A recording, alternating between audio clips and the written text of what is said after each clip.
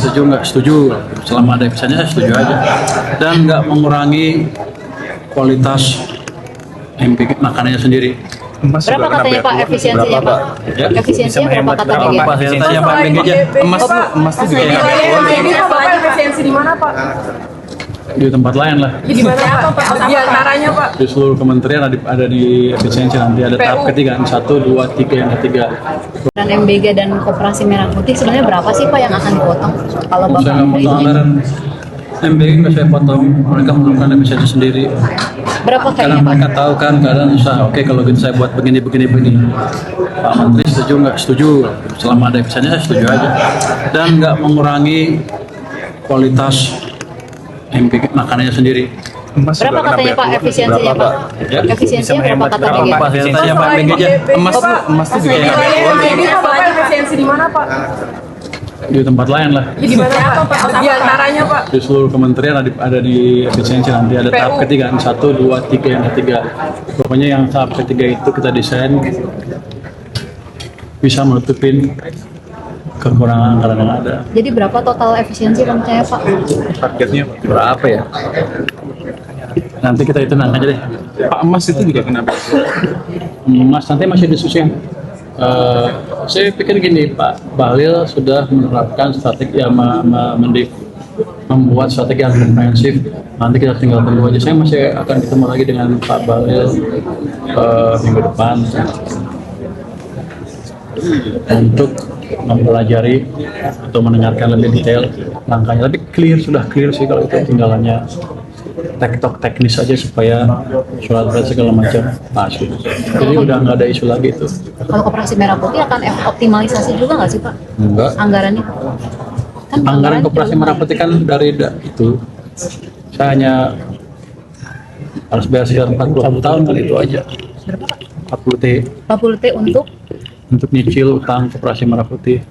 Tapi itu diambil dari dana yang tadinya anggaran yang mungkin peluang bocornya banyak. Kalau yang ini jadi bagus. Rencana atau Gimana? tadi Bapak di Oh ya. cerita bahwa Kan di DJP kurang pegawai, sementara Dirjen Anggaran kelebihan.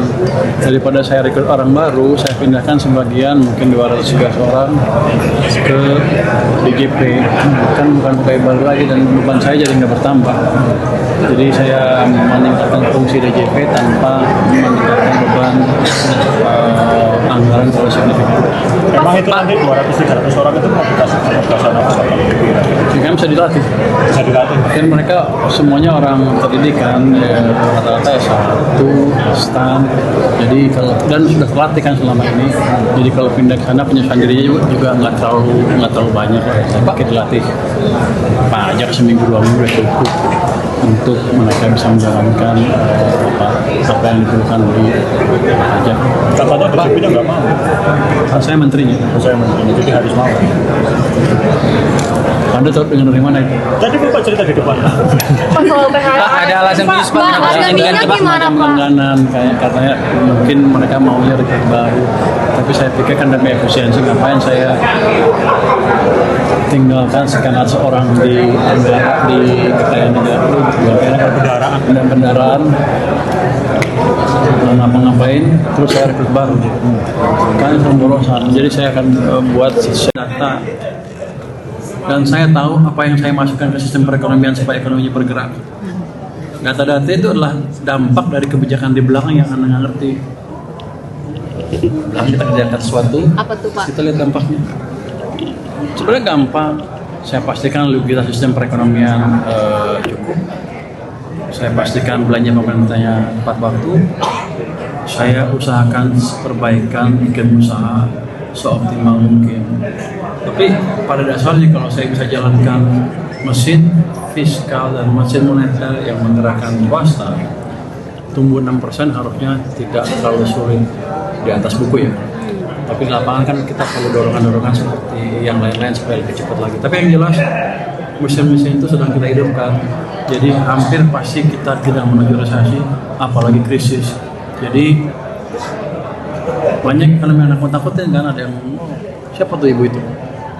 3 bulan lagi Indonesia hancur. Dia udah ketemu semua mantan menteri keuangan, mantan gubernur bank sentral gitu. yang bilang ekonomi akan hancur. Ya kalau mereka menterinya, ini kan sekarang menterinya Purbaya, pasti kita beresin. Pak 100 BBM triliun gimana yang Pak?